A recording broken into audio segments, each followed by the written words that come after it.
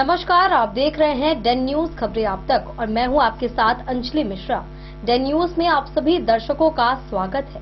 इस बुलेटिन की शुरुआत से पहले नजर डालते हैं आज के हेडलाइंस पर।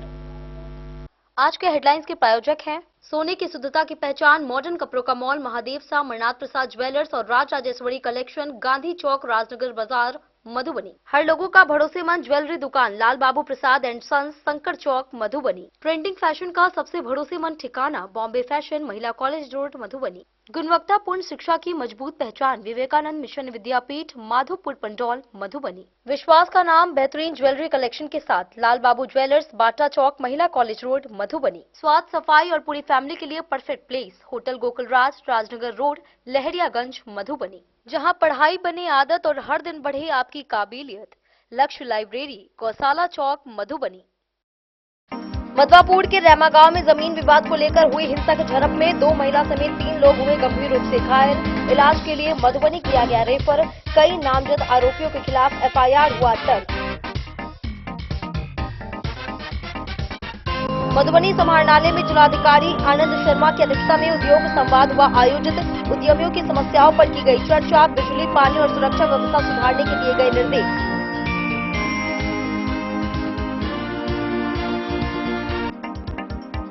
मधवापुर के बसवरिया गांव में 2 घरों को चोरों ने बनाया निशाना। सोने चांदी के गहने व लाखों रुपए नगद हुए गायब। छत के रास्ते घुसे चोर। वहीं सारघाट थाना पुलिस ने शुरू की जांच।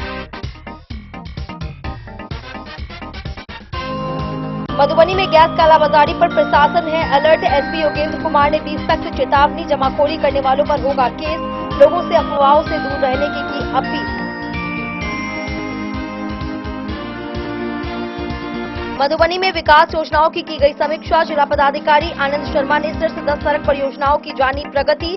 निर्माण कार्य तेज करने और गुणवत्ता के साथ तय समय सीमा में पूरा करने का दिया गया निर्देश। मधुबनी में परिचारी पद की लिखित परीक्षा कड़ी सुरक्षा के बीच हुई शुरू। 18 केंद्रों पर 2 पालियों में होगा आयोजन। धारा 163 है लागू। डीएम और एसपी की निगरानी में शांतिपूर्ण रूप से हुई परीक्षा।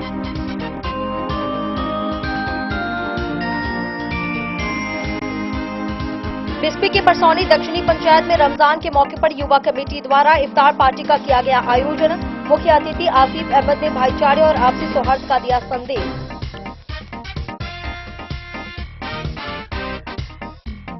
सहारघाट के एमजीएम सीनियर सेकेंडरी स्कूल में 26वां वार्षिकोत्सव का हुआ आयोजन। एसडीएम सारंग पानी पांडे ने छात्रों की प्रतिभा की सराहना। विज्ञान मॉडल, लघु नाटिका और सांस्कृतिक प्रस्तुतियों ने कार्यक्रम को बनाया आकर्षण का केंद्र।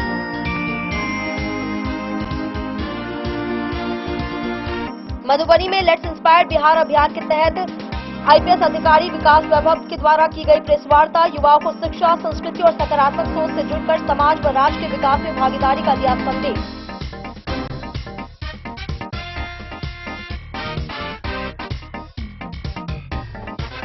और मधुबनी के ग्राउंड क्लब मैदान में 7 दिवसीय मिथिलांचल हरिनाम सत्संग का हुआ भव्य आयोजन। दूर दूर से पहुंचे श्रद्धालु। संतों के प्रवचन और भजन कीर्तन से भक्तिमय हुआ माहौल।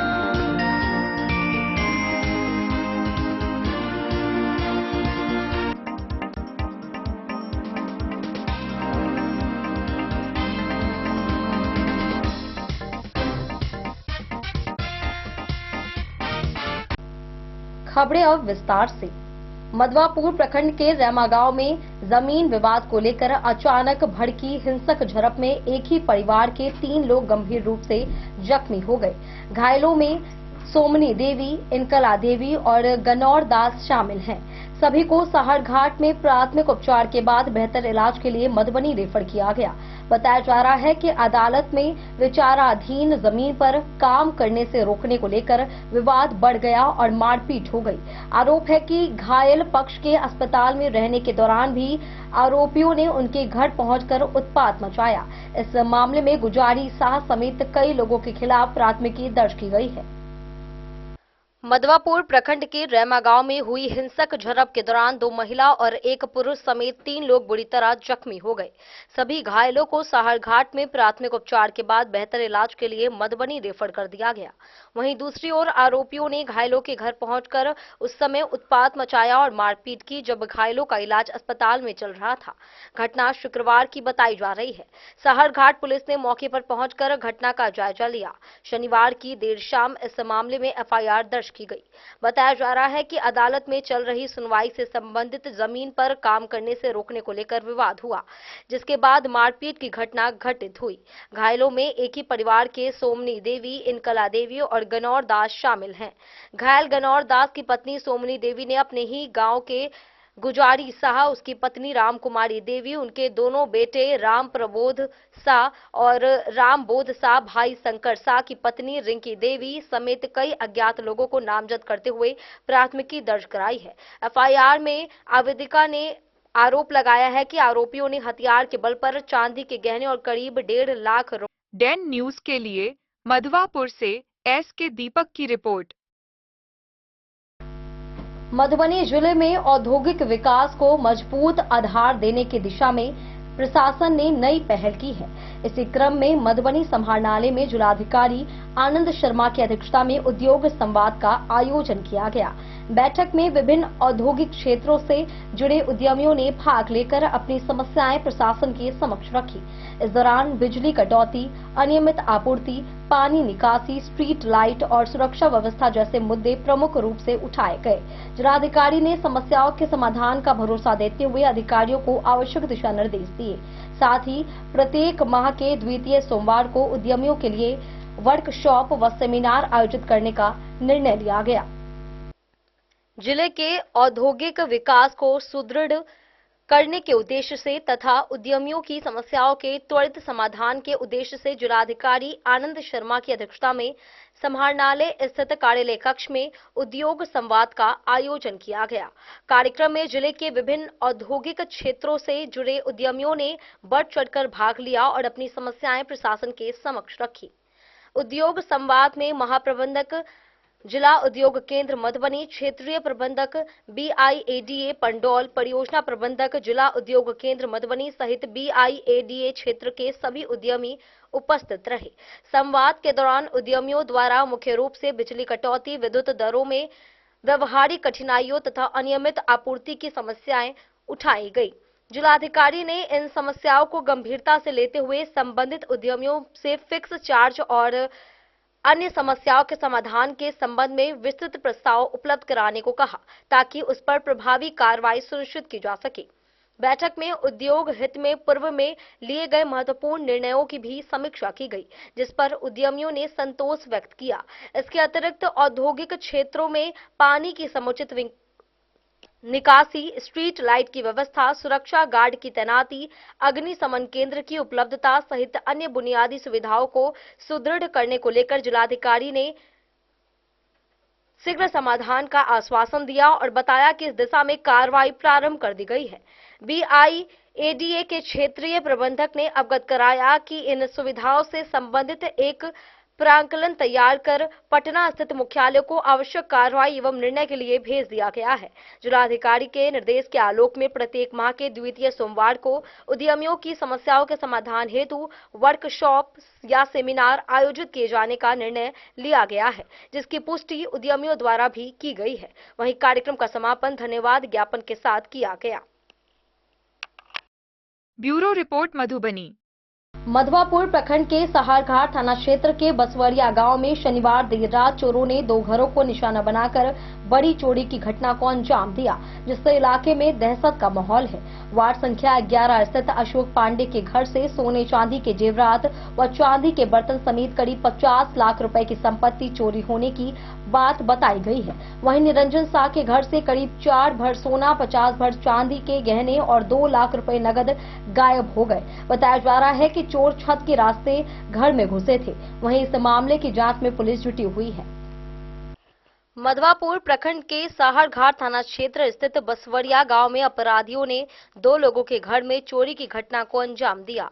इस वारदात में मुख्य रूप से सोने चांदी के गहने व नगद राशि की चोरी होने की जानकारी पीड़ित गृहस्वामियों ने दी। घटना की जानकारी लोगों को रविवार की सुबह जगने के बाद मिली। जिस कमरे में चोरी हुई वह खाली था। बगल के जिन कमरों में लोग सोए हुए थे उसे चोरों ने बाहर से बंद कर दिया था। अपराधी छत के रास्ते से आंगन में प्रवेश किए। मामला शनिवार की आधी रात की बताई जा रही है। पहली घटना वार्ड नंबर 11 के अशोक पांडे के घर में हुई। उनकी पत्नी ने बताया कि पति परदेश में रहते हैं। चोरों ने गेट का ताला तोड़कर घर में रखे पेटी व ट्रंक में रखे जेवरात व चांदी के बर्तन गायब कर दिए। करीब 50 लाख रुपए की संपत्ति चोरी होने की जानकारी उन्होंने दी।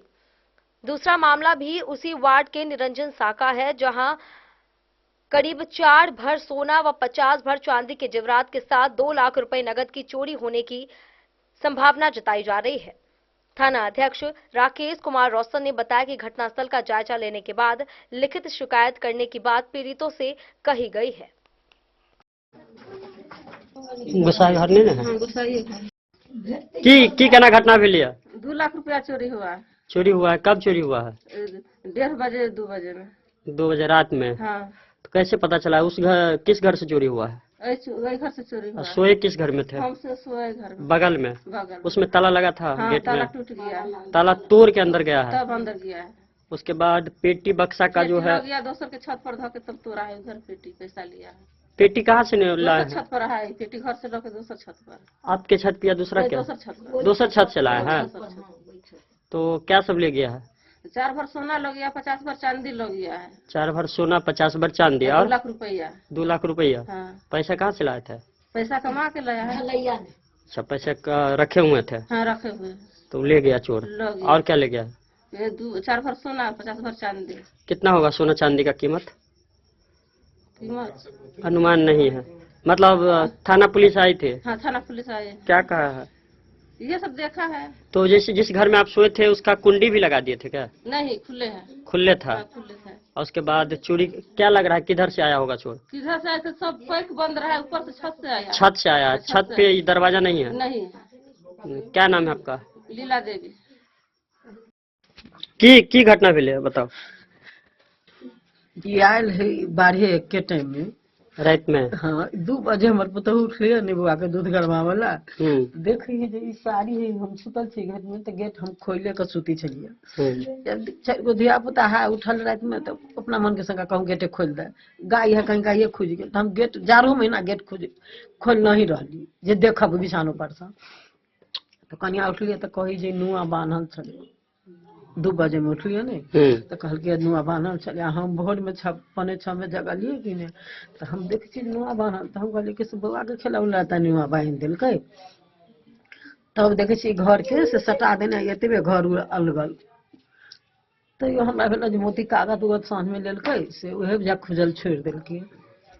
गाय के काट के गाय के सानी क देलिए। तब फिर नहीं मन रहल गेल तो कहलिए घर में कन देखियो। जब घर में देखे छी तो देखे छी सब है। तो घर में ताला लागल छले कि खुलले छले? नहीं, घर में गेट में ताला लागल छले। ताला लागल छले तो ताला के तोड़ देने हैं? ताला के तोड़ देने हैं और वही पेटी के ताला लगले है ऊपर नीचा खोल देने हैं? लॉके के खोल देने हैं? टरंक में जो दोनों अथी नहीं रही ना लागा से ओकर है खोल देने। हुक निकाल का कथी सब सामान लग गेल? सामान है 6 गो हनुमानी। हाँ। नथिया, टीका, झुमका। हाँ। बाली। चांदी के बाटी लोटा सब है। दूजोर पायल है। सामान हमरो नहीं ध्यान है। बहुत लगभग कितने के होते हैं अंदाज?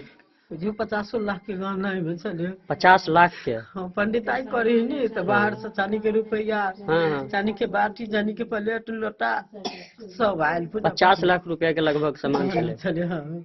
तो कुछ नहीं बचल? सब लोग नहीं बचल। मोटामोटी जब सब दिन से जमा केना छले। मंगलसूत्र चले। मतलब जते कमाई छला के जीवन के पूरा वही में छले? हाँ, ससुर कमैले से घर वाला कमैले से सब चल गेले।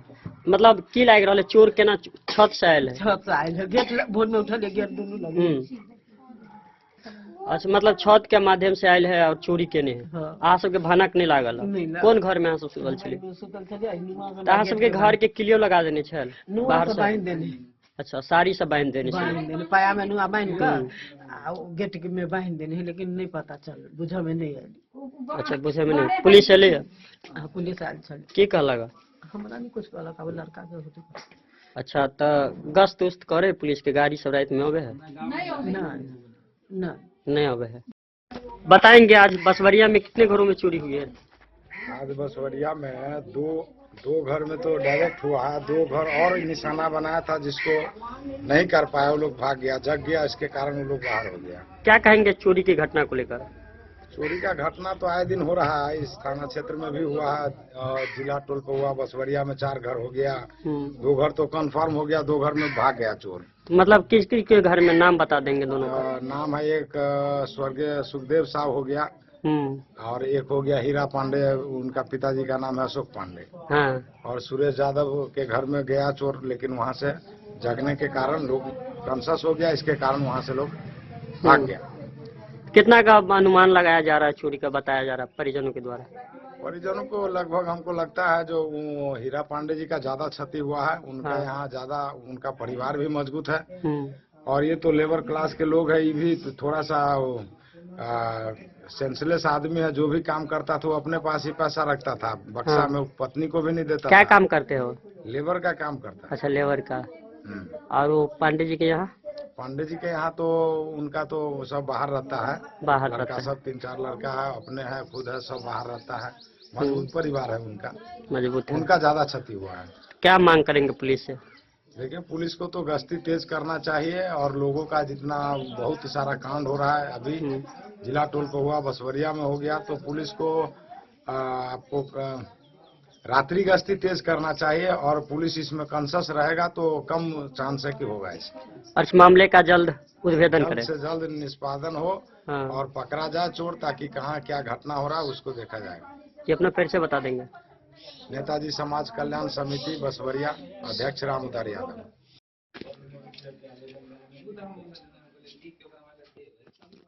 डेन न्यूज के लिए मधवापुर से एस.के. दीपक की रिपोर्ट। मधुबनी में घरेलू गैस की कालाबाजारी को लेकर जिला प्रशासन ने सख्त रुख अपना लिया है।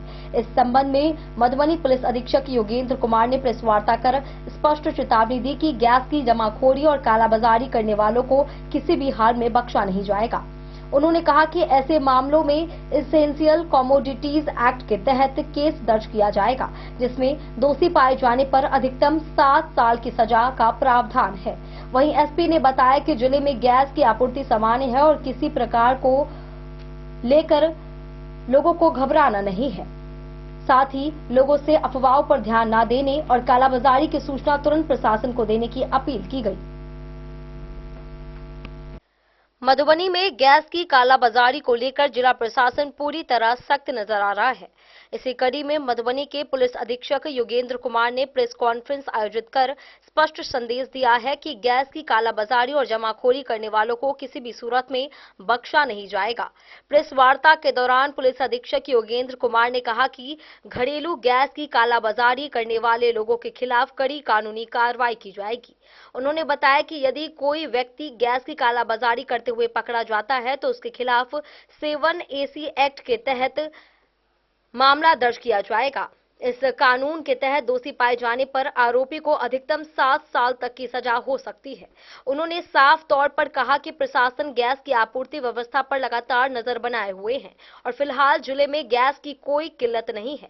लोगों से अपील करते हुए उन्होंने कहा कि किसी भी तरह की अफवाह या गलत जानकारी पर विश्वास न करें और घबराने की आवश्यकता नहीं है।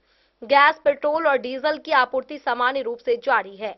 पुलिस अधीक्षक ने यह भी कहा कि गैस की जमाखोरी और कालाबाजारी करने वाले कुछ लोग कृत्रिम संकट पैदा करने की कोशिश करते हैं ताकि लोगों में भय का माहौल बनाकर अधिक कीमत पर गैस बेची जा सके। ऐसे तत्वों के खिलाफ पुलिस और प्रशासन लगातार निगरानी कर रहा है और कहीं भी इस तरह की शिकायत मिलने पर तत्काल कार्रवाई की जाएगी।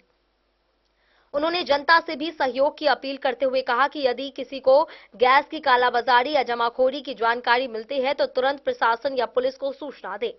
अंत में पुलिस अधीक्षक ने कहा कि यह एक वैश्विक स्थिति का प्रभाव हो सकता है, लेकिन सरकार और जिला प्रशासन पूरी तरह सतर्क है। आम जनता को किसी भी प्रकार की परेशानी नहीं होने दी जाएगी और आवश्यक वस्तुओं की आपूर्ति सुचारू रूप से बनाए रखने के लिए हर संभव कदम उठाए जा रहे हैं। वर्तमान में जो पुलिस मुख्यालय के और सरकार के दिशा निर्देश हैं, उसको लेके सभी अधिकारियों को जिले में अलर्ट पे रखा गया है कि एलपीजी गैस सिलेंडर की जमाखोरी और कालाबाजारी कोई भी ना कर पाए। इसको लेके लगातार सभी थाना क्षेत्रों में कार्य हो रहा है और कल गुप्त सूचना के आधार पर लखनऊ को ये सूचना मिली थी कि कुछ लोग एक दुकान में सिलेंडर्स को जमाखोरी करके रखे हुए हैं। तो तुरंत एसएचओ लखनऊ और उसकी टीम ने वहां छापेमारी की। 24 एलपीजी सिलेंडर्स वहां से बरामद हुए हैं। ये एक दुकान थी। इस दुकान का जो मालिक है वो लक्ष्मण महतो है। साइकिल की एक दुकान चलाता है, लेकिन साइकिल की दुकान की आड़ में इसने करीब 24 सिलेंडर अवैध रूप से स्टोर करके रखे हुए थे। इसको गिरफ्तार किया गया है और 7 EC act, essential commodities act की धाराओं के तहत इसको गिरफ्तार किया गया है और इसको मजिस्ट्रेट के यहाँ भेजा गया है। इसके बाद फिर हम लोग को आज भी एक बड़ी सफलता मिली है। अररिया संग्राम थाना क्षेत्र में एक चनौरागंज है, वहां पे एक आदमी के घर में करीब 17 सिलेंडर्स पुलिस ने बरामद किए। जब इनसे पूछा गया कि ये सब कहां से लेके आए हो, तो कोई सेटिस्फैक्टरी आंसर वो लोग नहीं दे पाए हैं। इससे साबित होता है कि ये लोग जमाखोरी कर रहे थे। तो ये 2 बड़े मामले सामने आए हैं और हमने ये आपके माध्यम से मैं सभी को कह देना चाहता हूं कि नियम के विरुद्ध यदि किसी ने भी जमाखोरी की या कालाबाजारी की तो उसकी गिरफ्तारी होगी। एसेंशियल कमोडिटीज एक्ट में उस पर FIR होगी और करीब 7 साल तक की सजा, मामला का ट्रायल पूरा होने के बाद इन लोगों को 7 साल जेल में बिताने पड़ सकते हैं। तो बेहतर रहेगा कि सब में कोई ना ही पड़े। धन्यवाद। वही दर्ज थे और 2 कलवाई थाना क्षेत्र में दर्ज थे। करीब 5 मामले हैं जो जिसका उद्भेदन जो इन लोगों ने स्वीकार कर लिया है और हम लोग को एविडेंस भी मिल गया है कि उसमें ये लोग शामिल थे। धन्यवाद। वर्तमान में जो पुलिस मुख्यालय के और सरकार डेन न्यूज के लिए मधुबनी से प्रवीण झा की रिपोर्ट। मधुबनी में सड़क और आधारभूत ढांचे को मजबूत करने के लिए चल रही प्रमुख योजनाओं की प्रगति की समीक्षा प्रशासन ने तेज कर दी है। इसी क्रम में जिलाधिकारी आनंद शर्मा ने मधुबनी समाहरणालय में पथ निर्माण और भवन निर्माण विभाग से जुड़ी जिले की शीर्ष 10 विकास योजनाओं की विस्तृत समीक्षा की। बैठक में परियोजनाओं की भौतिक व वित्तीय प्रगति के साथ निर्माण कार्यों की गुणवत्ता पर चर्चा की गई। जिलाधिकारी ने अधिकारियों को सभी योजनाओं को तय समय सीमा में गुणवत्तापूर्ण ढंग से पूरा करने का निर्देश दिया। जिलाधिकारी आनंद शर्मा ने शनिवार देर शाम मधुबनी समाहरणालय स्थित सभा कक्ष में पथ निर्माण एवं भवन निर्माण विभाग से संबंधित जिले की शीर्ष 10 महत्वपूर्ण विकास योजनाओं की प्रगति की विस्तृत समीक्षा की। बैठक में विभिन्न परियोजनाओं की अद्यतन स्थिति, भौतिक एवं वित्तीय प्रगति तथा निर्माण कार्यों की गुणवत्ता की विस्तार से समीक्षा की गई और संबंधित अधिकारियों को कई आवश्यक निर्देश दिए गए। जिलाधिकारी ने अधिकारियों को निर्देश दिया कि सभी योजनाओं को निर्धारित समय सीमा के भीतर गुणवत्तापूर्ण तरीके से पूरा किया जाए ताकि आम नागरिकों को बेहतर सड़क सुरक्षा उपलब्ध हो सके और जिले के विकास को नई गति मिल सके। प्रमुख योजनाओं में निधि चौक रेलवे स्टेशन सड़क चौड़ीकरण में लगभग 31 करोड़ 17,58,000 रुपए की लागत वाली इस परियोजना का करीब 65% कार्य पूर्ण हो चुका है। शेष कार्य को शीघ्र पूरा करने की दिशा में कार्रवाई जारी है। वहीं औसी 0 माइल कमतौल कोठी बिस्वी विद्यापति जन्मस्थली मार्ग को 50.50 किलोमीटर लंबी इस सड़क परियोजना पर लगभग 66 करोड़ 67,64,000 रुपए की लागत से कार्य प्रारंभ किया गया है और आधारभूत निर्माण कार्य प्रगति पर है। बाबूबरही बाजार में PQC सड़क एवं नाली निर्माण में लगभग 6 करोड़ 21,54,000 रुपए की लागत से चल रही इस योजना का करीब 13.5% कार्य पूर्ण हो चुका है। सिंघानिया चौक सूड़ी हाई स्कूल सड़क निर्माण में स्टेडियम चौक, महाराजगंज चौक और गांधी चौक होते हुए बनने वाली 2.45 किलोमीटर सड़क पर लगभग 17 करोड़ 52,65,000 रुपए की लागत से कार्य जारी है और लगभग 9% प्रगति दर्ज की गई है। RK कॉलेज मुख्य द्वार बुवना उद्यान सड़क एवं नाली निर्माण में लगभग 12 करोड़ 70,72,000 रुपए की लागत वाली इस योजना का कार्यादेश जारी कर दिया गया है तथा शीघ्र निर्माण कार्य प्रारंभ होगा। राजनगर मोतीपुर खैरा सड़क चौड़ीकरण में 12.5 किलोमीटर लंबी इस परियोजना पर लगभग 73 करोड़ 37,73,000 रुपए की लागत स्वीकृत है। कार्य प्रारंभ करने की प्रक्रिया जारी है। वहीं खजौली सुक्की सड़क चौड़ीकरण में लगभग 9 करोड़ 76,56,000 रुपए की लागत से इस परियोजना के लिए पुनः निविदा प्रक्रिया पूर्ण हो चुकी है और शीघ्र कार्य प्रारंभ किया जाएगा। दीर्घकालीन सड़क अनुरक्षण योजना में लगभग 82 करोड़ 29,28,000 रुपए की लागत वाली इस योजना का लगभग 88% कार्य पूर्ण हो चुका है। ओपीआरएमसी में इस योजना के अंतर्गत सड़क अनुरक्षण का कार्य लगभग 71 करोड़ 73,73,000 रुपए की लागत से किया जा रहा है, जिसमें लगभग 82% प्रगति हो चुकी है। खुटौना बाजार तेनुआही सड़क चौड़ीकरण में 15.55 किलोमीटर लंबी इस महत्वपूर्ण सड़क परियोजना पर लगभग 83 करोड़ 56,24,000 रुपए की लागत स्वीकृत है। अधिकांश निर्माण कार्य पूर्ण हो चुके हैं और परियोजना अंतिम चरण में है। बैठक में जिलाधिकारी आनंद शर्मा ने कहा कि इन सभी परियोजनाओं के पूर्ण होने से मधुबनी जिले में आधारभूत संरचना को मजबूती मिलेगी। इससे ग्रामीण और शहरी क्षेत्रों के बीच संपर्क बेहतर होगा, यातायात व्यवस्था सुगम और सुरक्षित बनेगी, व्यापारिक एवं आर्थिक गतिविधियों को बढ़ावा मिलेगा तथा आम नागरिकों को बेहतर आवागमन की सुविधा प्राप्त होगी। उन्होंने संबंधित अधिकारियों को निर्देश दिया कि सभी परियोजनाओं की नियमित मॉनिटरिंग करते हुए निर्माण कार्यों में तेजी लाई जाए और गुणवत्ता सुनिश्चित की जाए।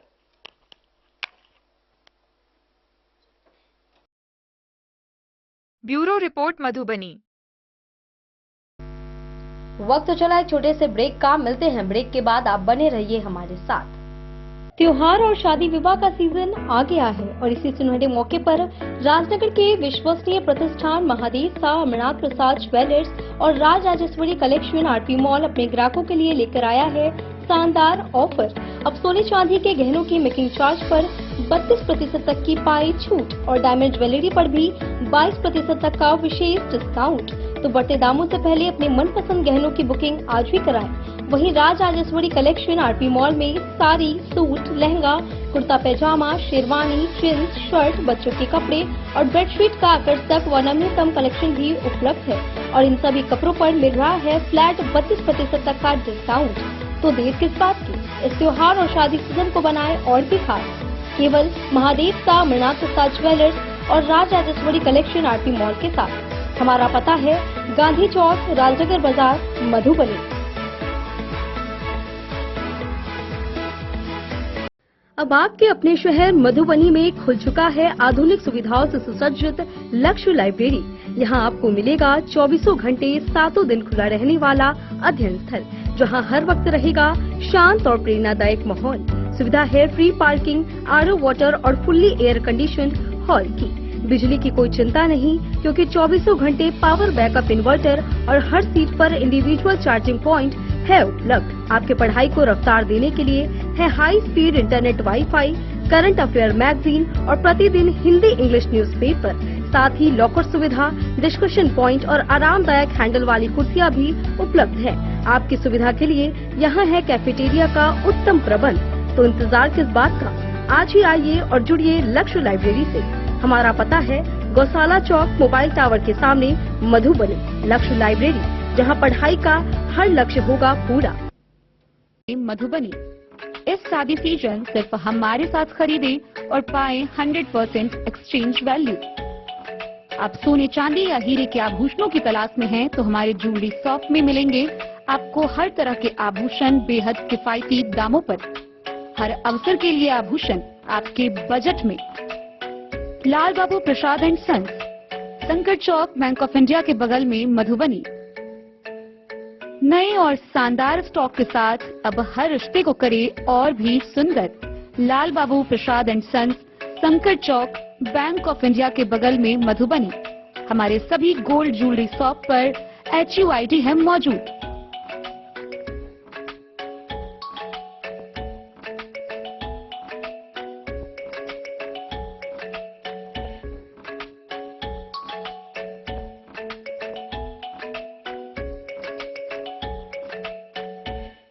ट्रेंड के इस जमाने में क्या आप भी चाहते हैं स्टाइलिश और फैशनेबल कपड़े? क्या आप अपने लुक को अपग्रेड करना चाहते हैं? अगर हाँ तो आज ही आए Bombay fashion readymade sari showroom. हमारे पास पुरुषों, महिलाओं और बच्चों के लिए है नए से नए फैशन ट्रेंड में कपड़े और एक्सेसरीज का लार्ज कलेक्शन। आपके बजट और हर अवसर के लिए खास, चाहे काम के लिए हो नए आउटफिट की तलाश या पार्टी के लिए ड्रेस या किसी खास अवसर के लिए सूट, सलवार और साड़ी, हमारे पास है हर एक ब्रांड। क्रिम्सन क्लब, मुफ्ती, टर्टल और किलर के SIS स्टोर्स। इसके अलावा रेमंड, स्पार्की, जॉकी, लक्ष्मीपति, मान्यवर, ब्लैकबेरी, नवाब पार्कर जैसे बड़े ब्रांड। तो देर किस बात की, आज ही आए बॉम्बे फैशन साड़ी एवं रेडीमेड शोरूम। हमारा पता है महिला कॉलेज रोड, मधुबनी।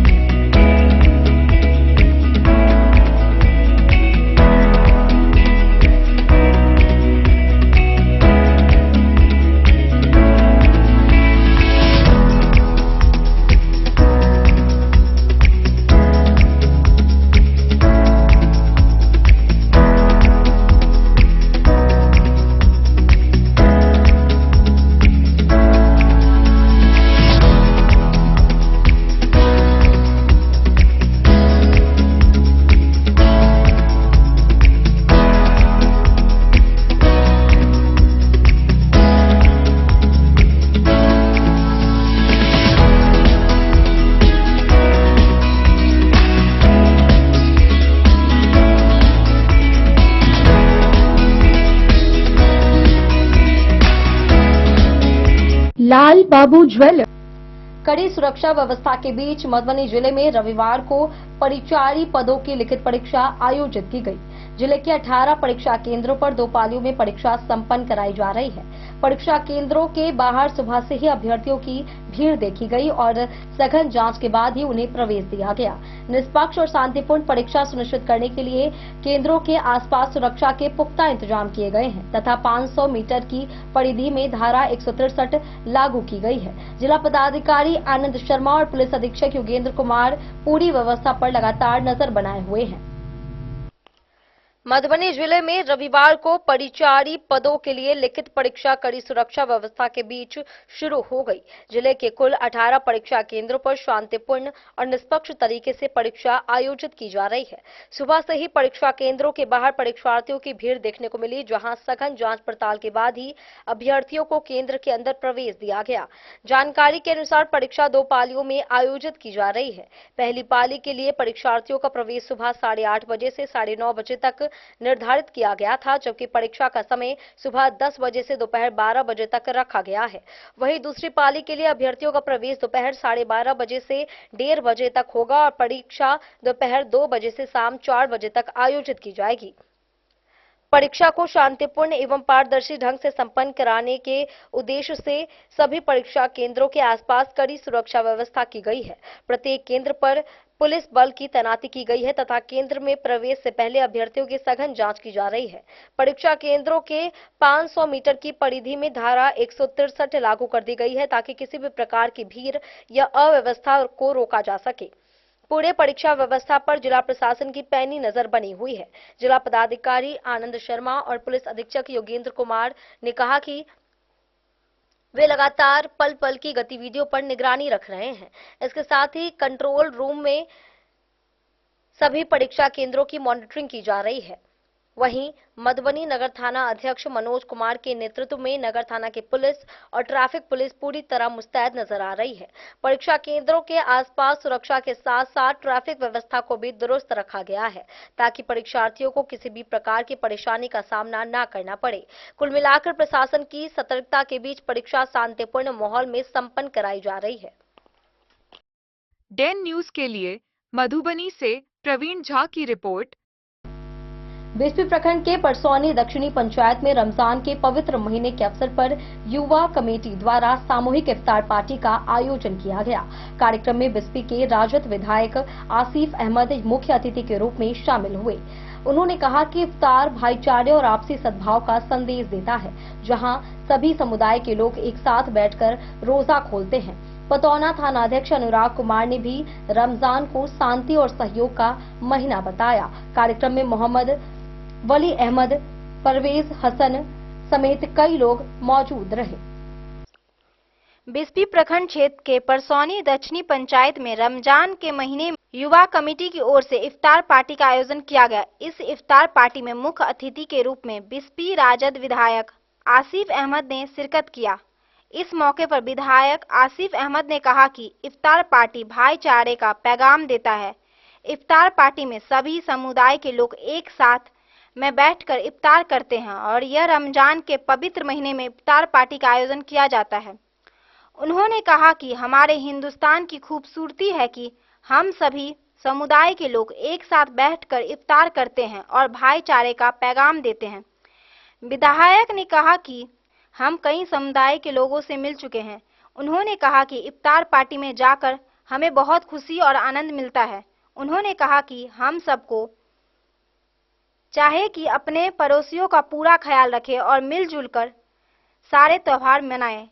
पतौना थाना अध्यक्ष अनुराग कुमार ने कहा कि रमजान का पवित्र महीना है और ये लोग बड़ी शांति से अपने सारे त्योहार को मनाते हैं और एक दूसरे को सहयोग भी करते हैं। आज की जो दावत है ये एक अच्छा मौका होता है कि हम समाज में भाईचारे का संदेश दें और एक जगह एक साथ बैठकर हर धर्म के हर समाज के लोग इफ्तार करें, मिलजुल कर रहें।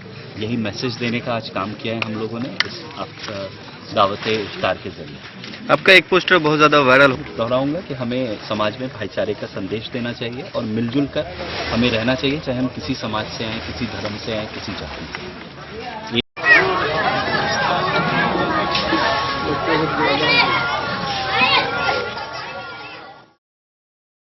डेन न्यूज के लिए बिस्फी से सत्यनारायण यादव की रिपोर्ट। मधवापुर प्रखंड के साहड़ घाट स्थित एमजीएम सीनियर सेकेंडरी स्कूल में 26वें वार्षिकोत्सव के अवसर पर रंगारंग कार्यक्रमों का आयोजन किया गया। समारोह में बेनीपट्टी एसडीएम सारंग पानी पांडे ने कहा कि शिक्षा की ज्योति जीवन को हमेशा प्रकाशित करती है। कार्यक्रम में छात्रों ने मेडिकल, मिसाइल, रॉकेट, वनस्पति और स्वच्छता से जुड़े मॉडल व स्टॉल लगाकर अपनी प्रतिभा का प्रदर्शन किया। साथ ही लघु नाटिका और गीत संगीत की प्रस्तुतियों से लोगों का मन मोह लिया गया। कार्यक्रम का उद्घाटन एसडीएम के साथ डीएसपी अमित कुमार ने दीप प्रज्वलित कर किया, जबकि संस्था के निदेशक डॉक्टर विनोद कुमार ने अतिथियों का स्वागत किया। मधवापुर प्रखंड क्षेत्र के साहड़ घाट स्थित एमजीएम सीनियर सेकेंडरी स्कूल मैदान में विद्यालय का 26वां वार्षिक महोत्सव बड़ी उत्साह के साथ मनाया गया। कार्यक्रम में मुख्य अतिथि के रूप में पहुंचे एसडीएम सारंग पानी पांडे ने छात्रों और अभिभावकों को संबोधित करते हुए कहा कि जीवन में शिक्षा की ज्योति इतनी प्रभावशाली होती है कि उससे व्यक्ति का पूरा जीवन ही उजाले से भर जाता है। इस अवसर पर छात्रों को अपनी प्रतिभा दिखलाने के लिए मंच प्रदान किया गया। छात्रों ने मेडिकल, मिसाइल, रॉकेट, वनस्पति और स्वच्छता से जुड़े उपकरणों के मॉडल तैयार कर स्टॉल लगाया और उनके महत्व की जानकारी दी और छात्रों ने डमी मॉडल बनाकर शानदार प्रदर्शन किया। कार्यक्रम के दौरान छात्रों ने मुगल शासकों के अत्याचार और उनके खिलाफ संघर्ष करने वाले वीर योद्धा पर आधारित लघु नाटकीय प्रस्तुति कर दर्शकों का मन मोह लिया। वहीं छात्र छात्राओं ने सोहर, बधाई, विवाह गीत और स्वागत गान की मनमोहक प्रस्तुति देकर खूब तालियां बटोरी। कार्यक्रम में संस्थान के डायरेक्टर डॉक्टर विनोद कुमार ने अतिथियों का पाग डोपटा और प्रतिचिन्ह देकर स्वागत किया। समारोह का उद्घाटन बेनीपट्टी के एसडीएम सारंग पानी पांडे, डीएसपी अमित कुमार और अन्य अतिथि ने संयुक्त रूप से दीप प्रज्वलित कर किया। इस मौके पर डॉक्टर विजय कुमार, एचएम बलराम पासवान सहित कई गणमान्य लोग उपस्थित रहे। डेन न्यूज के लिए मधवापुर से एसके दीपक की रिपोर्ट। मधुबनी पहुंचे आईपीएस अधिकारी विकास वैभव ने लेट्स इंस्पायर बिहार अभियान के तहत युवाओं को प्रेरित किया। अतिथि गृह में आयोजित प्रेस वार्ता में उन्होंने कहा कि यह पहल युवाओं को अपनी क्षमता पहचानने और समाज के विकास में सक्रिय भूमिका निभाने के लिए प्रोत्साहित करती है। उन्होंने बिहार की समृद्ध ऐतिहासिक व सांस्कृतिक विरासत को समझने और सकारात्मक सोच के साथ आगे बढ़ने पर जोर दिया। कार्यक्रम में सामाजिक कार्यकर्ता, युवा और मीडिया प्रतिनिधि भी मौजूद रहे, जहां अभियान की आगामी गतिविधियों की जानकारी दी गई। इंस्पायर बिहार के अंतर्गत बहुत महत्वपूर्ण मिथिला संवाद का आयोजन किया जा रहा है, जिसमें मुख्य रूप से अपनी बातों को साझा करने के लिए आया हूं। लेट्स इंस्पायर बिहार अभियान पूरे बिहार में जाति, संप्रदाय, लिंग भेद, विचारधाराओं मतभेदों से ऊपर उठकर व्यक्तियों को जोड़ने का प्रयास कर रही है, ताकि एक शिक्षा और उद्यमिता की क्रांति बिहार में संभव हो सके और 2047 तक विकसित भारत में एक विकसित बिहार की स्थापना हो सके। इस पूरी परिकल्पना में मिथिला का स्थान सबसे महत्वपूर्ण इसलिए है क्योंकि जो दृष्टि जिसको लेकर अभियान की स्थापना हुई, कहीं न कहीं वही प्राचीन वेदांत की दृष्टि है, जिसकी कल्पना कभी इस भूमि पर हुई जिसमें कोई भेद नहीं था, जिसमें याज्ञवल्क्य, गार्गी जैसे विद्वानों विदुषियों की दृष्टि हम लोगों ने उस काल में कभी अनुभव किया और उसका लाभ कैसे आज बिहार को मिल सकता है, जब आज हम जाति के नाम पर संघर्ष करते हैं, संप्रदाय के नाम पर लड़ते हैं, छोटे छोटे वादों में ग्रसित हो जाते हैं और जिस गति से हमें बढ़ना चाहिए नहीं बढ़ पाते हैं। तो मिथिला का दर्शन बहुत महत्वपूर्ण है, पूरे देश को इसने दिशा दी है और इन बातों को भी रखना है और विशेषकर कैसे अभियान में हम आगे बढ़ सकते हैं, कैसे अपने अपने हिस्से के बिहार में अपना योगदान दे सकते हैं, इस पर भी चर्चा करनी है।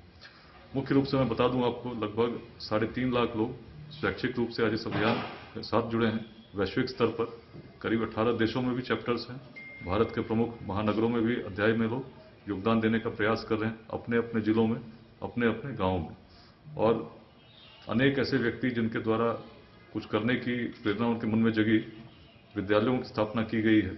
बिहार के 16 जिलों में 30 निःशुल्क शिक्षा केंद्र आज चल रहे हैं, जिसमें से 12 जिलों में महिलाओं के द्वारा गार्गी पाठशाला के रूप में संचालित है। इसके अतिरिक्त अनेक स्टार्टअप्स अभियान के साथ जुड़ी हैं और हमारा लक्ष्य है कि 2028 तक हर जिले में कम से कम 5 ऐसे स्टार्टअप हो जाएं जिसमें 100 लोगों को रोजगार मिलता हो।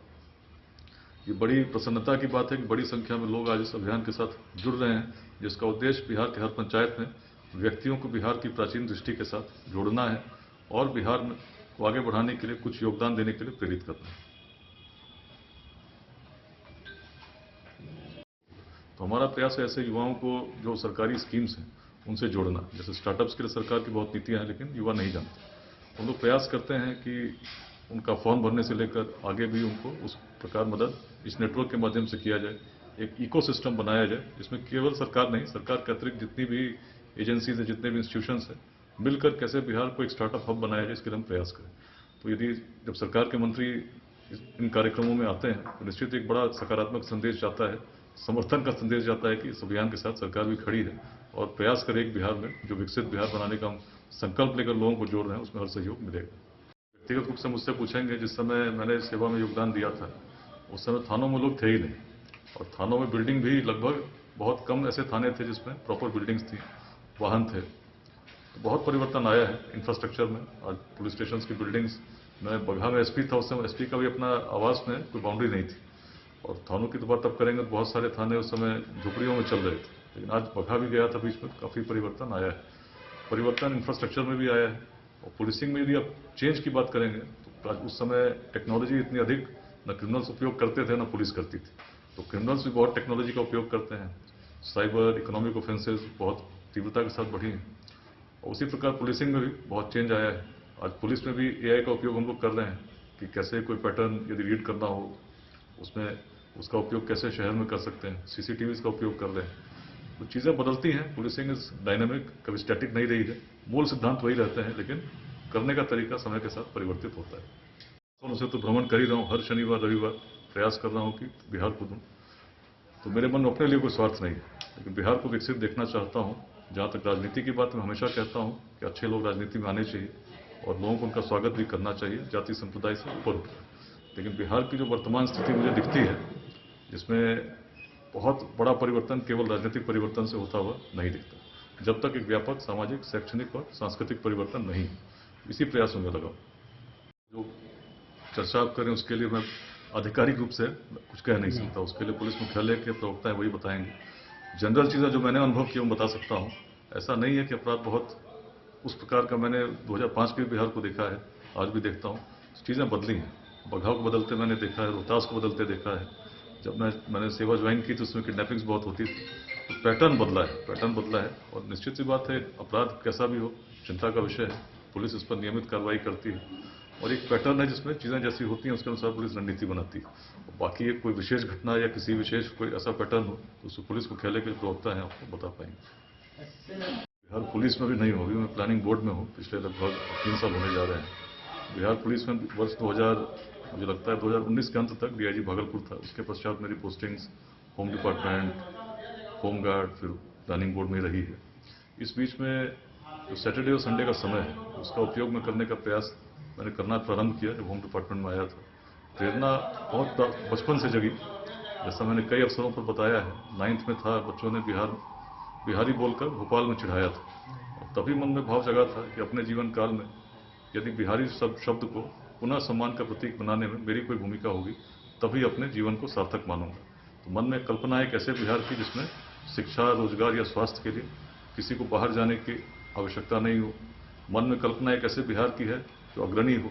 मन में कल्पना एक ऐसे बिहार की है जो उसी प्रकार राष्ट्र को, विश्व को दिशा दे जैसा उसने प्राचीन काल से दिया है। मन में कल्पना एक ऐसे बिहार की है जो मार्गदर्शक हो। मन में कल्पना एक। डेन न्यूज के लिए मधुबनी से प्रवीण झा की रिपोर्ट। वक्त चला एक छोटे से ब्रेक का, मिलते हैं ब्रेक के बाद। आप बने रहिए हमारे साथ। दोस्तों, इस वक्त मैं मौजूद हूँ लहरियागंज मधुबनी में और आज आप लोगों को मधुबनी का एक ऐसा होटल के बारे में जानकारी दूंगा जो कि मधुबनी का पहला 4 स्टार होटल है और 7 मंजिले का। साथ ही साथ जो है इस होटल के अंदर जो है 5 से ज्यादा हॉल है और लोगों की कैपेसिटी की बात करूँ तो 20 लोगों से लेकर 700 लोगों तक का कैपेसिटी है। चलिए आप लोग घुमाते हैं और बताते हैं, पूरी जानकारी देते हैं होटल गोकुल राज का।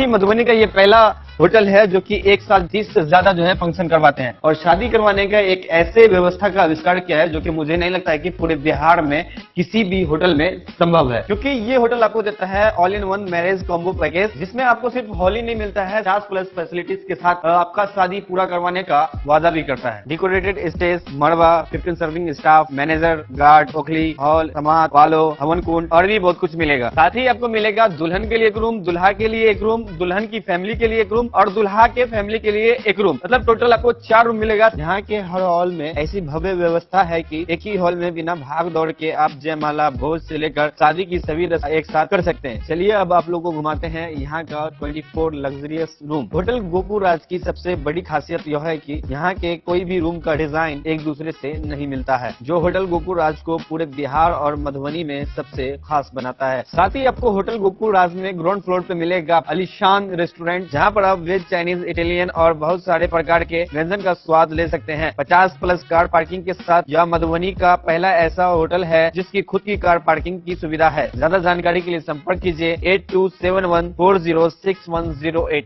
विवेकानंद मिशन विद्यापीठ शिक्षा के क्षेत्र में एक नया आयाम अब छोटे बच्चों के लिए भी आधुनिक सुविधाओं के साथ उपलब्ध।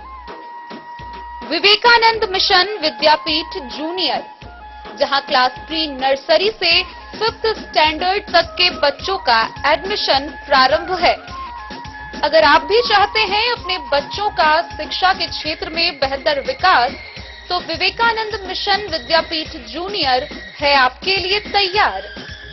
2.5 से 10 वर्षों के बच्चों के लिए आपको मिलेगा आधुनिक सुविधाओं के साथ एक बेहतर शिक्षा का माहौल। सीबीएसई बेस्ड करिकुलम सिलेबस के साथ साथ स्टूडेंट्स होंगे art and craft, game and sports और कल्चरल एक्टिविटीज में अव्वल। इंग्लिश मीडियम के माहौल के बीच स्टूडेंट्स बनेंगे स्मार्ट, जहां किताबी ज्ञान के साथ साथ हर क्षेत्र में स्टूडेंट्स होंगे अवेयर। हॉबीज और इंटरेस्ट को मिलेगी प्राथमिकता। तो आइए और अपने बच्चों के बेहतर भविष्य के लिए आज ही नामांकन करवाइए। विवेकानंद मिशन विद्यापीठ जूनियर, हमारा पता है सिरहुत कॉलोनी, नगर परिषद। भक्ति और आध्यात्मिक माहौल के बीच मधुबनी के टाउन क्लब मैदान में 7 दिवसीय मिथिलांचल हरि नाम सत्संग का आयोजन किया जा रहा है। इस धार्मिक कार्यक्रम में दूर दूर से बड़ी संख्या में श्रद्धालु पहुंच रहे हैं, जिनमें महिलाओं की भागीदारी विशेष रूप से देखी जा रही है। वृंदावन और अयोध्या से आए संत महात्मा हरि नाम संकीर्तन, भजन और प्रवचन के माध्यम से धर्म और सदाचार का संदेश दे रहे हैं। आयोजकों के अनुसार सत्संग के दौरान प्रतिदिन भजन कीर्तन, प्रवचन और धार्मिक कार्यक्रमों का आयोजन किया जा रहा है। साथ ही श्रद्धालुओं के लिए प्रसाद की भी व्यवस्था की गई है। मधुबनी जिला के टाउन क्लब मैदान में इन दिनों 7 दिवसीय मिथिलांचल हरि नाम सत्संग का भव्य आयोजन किया जा रहा है। इस धार्मिक आयोजन में दूर दूर से श्रद्धालु बड़ी संख्या में पहुंच रहे हैं। विशेष रूप से महिलाएं बढ़ चढ़कर इस सत्संग में भाग ले रही हैं, जिससे पूरे क्षेत्र में भक्ति और आध्यात्मिक माहौल देखने को मिल रहा है। सत्संग में देश के प्रसिद्ध तीर्थ स्थलों से संत महात्मा भी पधारे हुए हैं। वृंदावन और अयोध्या से आए संतों द्वारा हरि नाम संकीर्तन, प्रवचन और भक्ति गीतों के माध्यम से श्रद्धालुओं को धर्म, भक्ति और सदाचार का संदेश दिया जा रहा है। संतों ने अपने प्रवचन में बताया कि कलयुग में भगवान के नाम का स्मरण और कीर्तन ही सबसे सरल और प्रभावी मार्ग है, जिससे मनुष्य जीवन को शांति और मोक्ष की प्राप्ति हो सकती है।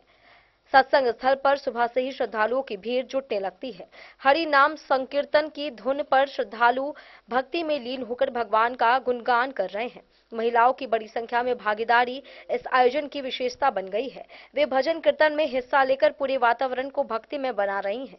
आयोजकों ने बताया कि 7 दिनों तक चलने वाले इस हरि नाम सत्संग में प्रतिदिन प्रवचन, भजन कीर्तन और धार्मिक कार्यक्रम आयोजित किए जाएंगे। साथ ही श्रद्धालुओं के लिए प्रसाद की भी व्यवस्था की गई है। कुल मिलाकर मधुबनी का टाउन क्लब मैदान इन दिनों भक्ति, श्रद्धा और आध्यात्मिक ऊर्जा से सराबोर नजर आ रहा है, जहां हरि नाम की गूंज से पूरा वातावरण भक्ति में बना हुआ है। डेन न्यूज के लिए मधुबनी से प्रवीण झा की रिपोर्ट। मधुबनी में मिथिला की दार्शनिक और सांस्कृतिक विरासत को समर्पित भामपति वाचस्पति महोत्सव 2026 का भव्य आगाज परिचर्चा सत्र के साथ हुआ। कला एवं संस्कृति विभाग बिहार और जिला प्रशासन के संयुक्त तत्वाधान में आयोजित इस कार्यक्रम में विद्वानों, शिक्षाविदों और संस्कृति प्रेमियों की उल्लेखनीय भागीदारी रही।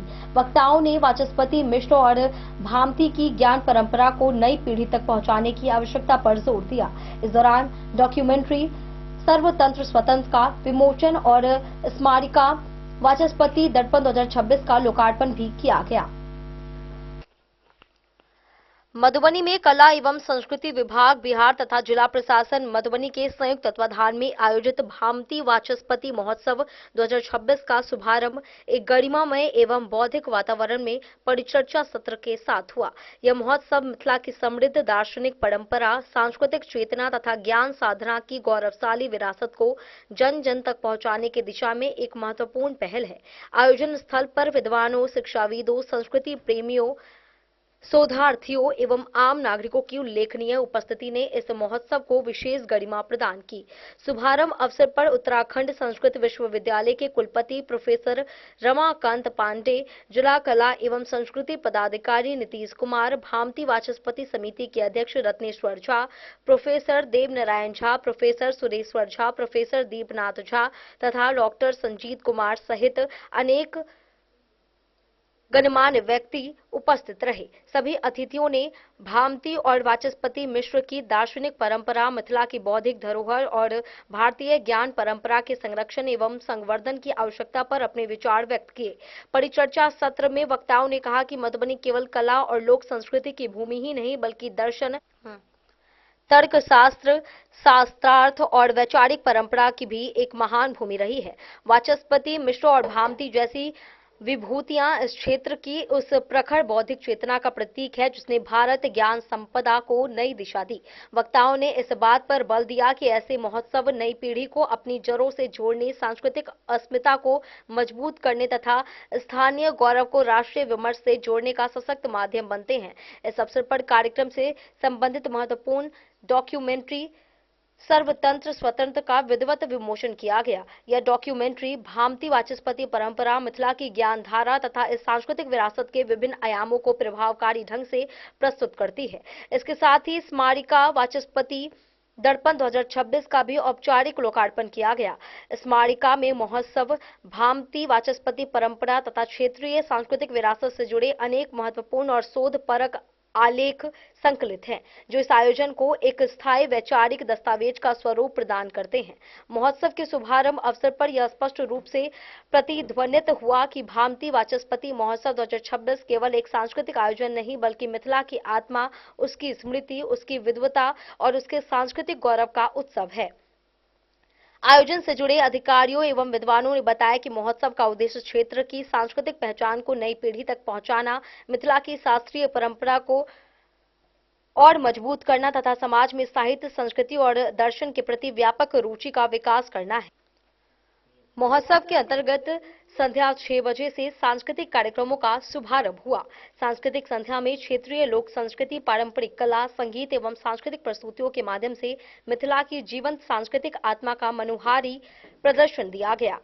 आयोजकों ने जिले के नागरिकों, कला प्रेमियों, विद्यार्थियों, विद्याजीवियों एवं संस्कृति अनुरागियों से बड़ी संख्या में उपस्थित होकर इस ऐतिहासिक आयोजन का साक्षी बनने की अपील की थी। भामती वाचस्पति महोत्सव 2026 का यह शुभारंभ मधुबनी के सांस्कृतिक इतिहास में एक महत्वपूर्ण अध्याय के रूप में दर्ज होने जा रहा है।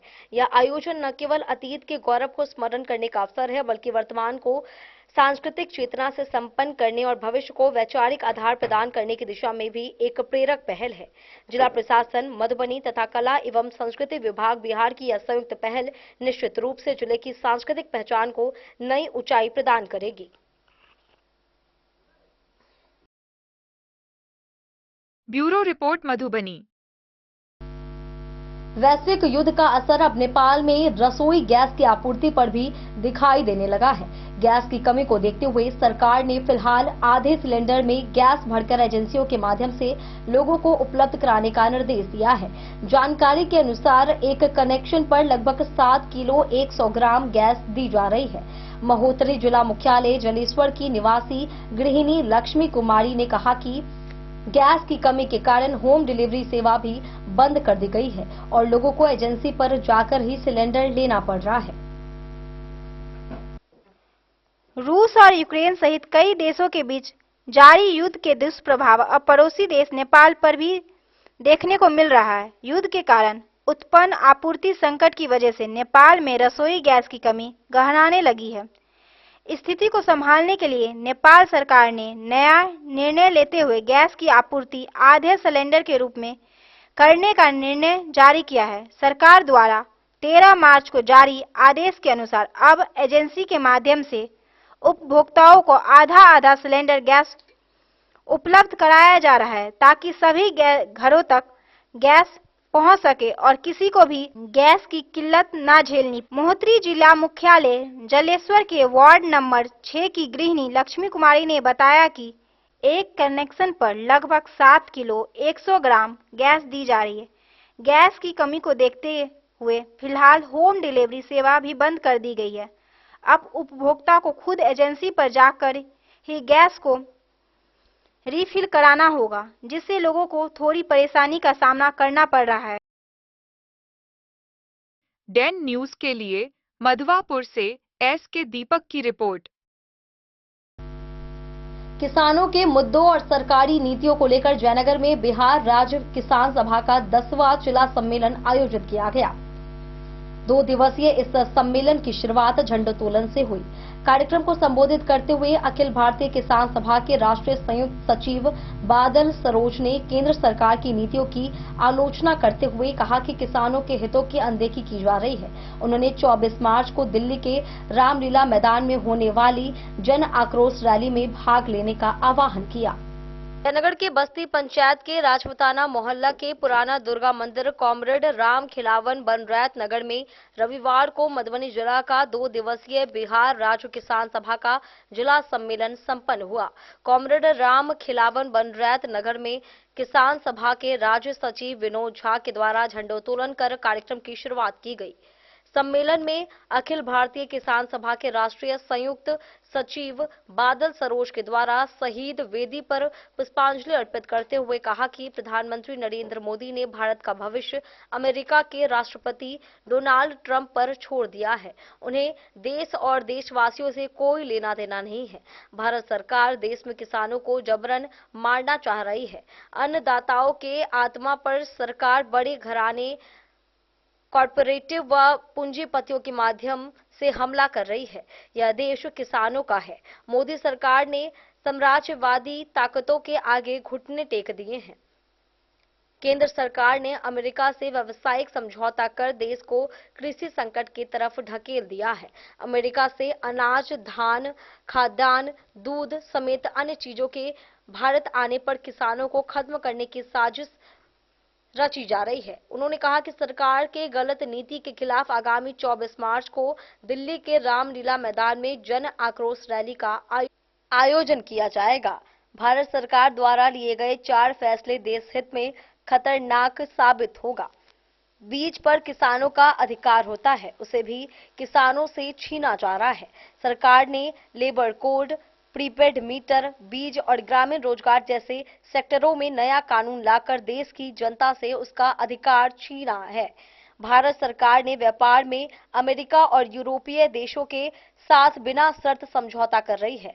सचिव विनोद कुमार झा ने कहा कि केंद्र की मोदी सरकार किसान विरोधी सरकार है। इसी के खिलाफ जन आक्रोश रैली का आयोजन किया जा रहा है।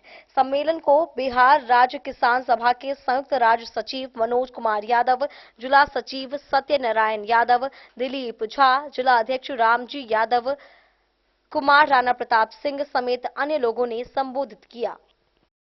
डेन न्यूज के लिए जयनगढ़ से मोहम्मद अली की रिपोर्ट। रमजान के पवित्र माह में जयनगर थाना परिसर में रविवार को आपसी भाईचारे और सौहार्द की मिसाल देखी गई। थाना अध्यक्ष अमित कुमार के नेतृत्व में दावते इफ्तार का आयोजन किया गया, जिसमें रोजेदारों, पुलिस अधिकारियों, जनप्रतिनिधियों और सामाजिक कार्यकर्ताओं ने भाग लिया। इफ्तार के लिए खजूर, फल और शरबत की व्यवस्था की गई थी। रोजा खोलने से पहले सभी ने देश दुनिया में अमन, चैन और क्षेत्र में शांति के लिए दुआ की। कार्यक्रम का उद्देश्य पुलिस और आम जनता के बीच आपसी विश्वास व सामंजस्य को मजबूत करना बताया गया। जयनगर थाना परिसर में रविवार को थानाध्यक्ष अमित कुमार के नेतृत्व में दावते इफ्तार का आयोजन किया गया। इस अवसर पर जयनगर शहरी व ग्रामीण क्षेत्रों के रोजेदारों, पुलिस पदाधिकारियों, पुलिसकर्मियों, सामाजिक कार्यकर्ताओं तथा कई बुद्धिजीवी लोगों ने बड़ी संख्या में भाग लिया। थाना अध्यक्ष ने बताया कि दावते इफ्तार पार्टी का उद्देश्य रमजान के पवित्र महीने में आपसी भाईचारा, सद्भाव और सामाजिक एकता को मजबूत करना था। इफ्तार पार्टी से थाना परिसर का माहौल बेहद सौहार्दपूर्ण और भाईचारे से भरा देखा गया। रोजेदारों के लिए खजूर, फल, शरबत तथा अन्य पारंपरिक व्यंजनों की व्यवस्था की गई थी। रोजा खोलने से पूर्व उपस्थित लोगों ने देश और विदेश में अमन, चैन, क्षेत्र में शांति व्यवस्था तथा समाज में आपसी प्रेम और सद्भाव बने रहने को लेकर सामूहिक रूप से दुआ मांगी। थाना अध्यक्ष अमित कुमार ने कहा कि रमजान का महीना संयम, त्याग, सेवा और इंसानियत का संदेश देता है। ऐसे आयोजनों से समाज के विभिन्न वर्गों के लोगों के बीच आपसी विश्वास और भाईचारा बढ़ता है। उन्होंने कहा कि पुलिस और आम जनता के बीच बेहतर समन्वय स्थापित करना भी इस कार्यक्रम का मुख्य उद्देश्य है। दावते इफ्तार पार्टी में एसडीपीओ राघव दयाल, प्रशिक्षु डीएसपी सह साइबर थाना Ankur Kumar, circle inspector Sanjay Kumar Singh, BDO Rajeev Ranjan Kumar, Mohammad Belal, मुख्य पार्षद कैलाश पासवान, सचिव भूषण सिंह, धीरेन्द्र झा, जिलानी आजाद समेत जनप्रतिनिधि, सामाजिक कार्यकर्ता और क्षेत्र के कई गणमान्य लोग उपस्थित रहे। सभी ने एक साथ बैठकर इफ्तार किया और एक दूसरे को रमजान की मुबारकबाद दी। दावते इफ्तार पार्टी में शामिल लोगों ने कहा कि इस तरह के आयोजन से समाज में एकता, सौहार्द और शांति का संदेश जाता है। दावते इफ्तार के आयोजन से जयनगर में सामाजिक सद्भाव और भाईचारे की एक मिसाल देखने को मिली। डेन न्यूज के लिए जयनगढ़ से मोहम्मद अली की रिपोर्ट। आज के इस बुलेटिन में फिलहाल इतना ही। कल फिर हाजिर होंगे नए खबरों के साथ। तब तक दीजिए पूरी टीम को इजाजत और मधुबनी के हर छोटे बड़े खबरों को देखने के लिए देखते रहिए डेन न्यूज खबरें आप तक। नमस्कार।